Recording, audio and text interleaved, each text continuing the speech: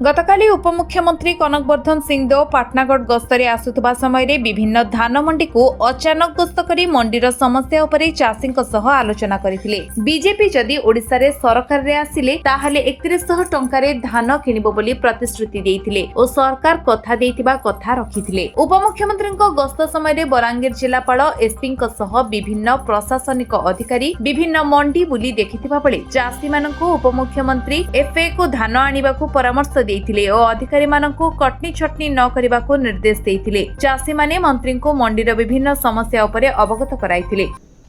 आज दुईटी धान मंडी के विजिट करी गोटे चूड़ापाली मंडी के और द्वितीय जोगीमुंडा आरएमसी मंडी को जाइकरी देखी धान प्रोक्योरमेंट जो चली से जाइकरी चाषी संगे जो माने धान आनी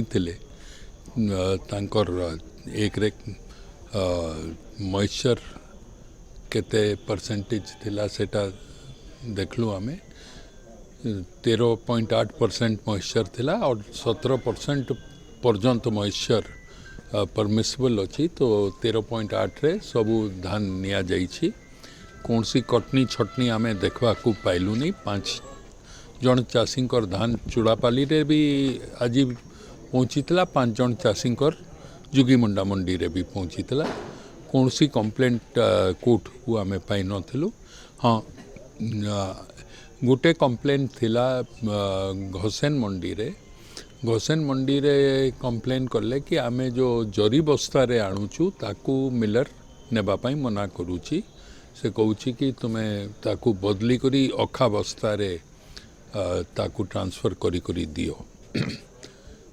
मिलर को आमे कहिछु से अखा बस्ता जदि से देबो तो से माने ट्रांसफर करी देबे, नहीं तो से माने जरी बस्ता रे भी धान नेबे। बलांगीर रंजित पृष्ठ रिपोर्ट विश्व विजय न्यूज ओडिशा।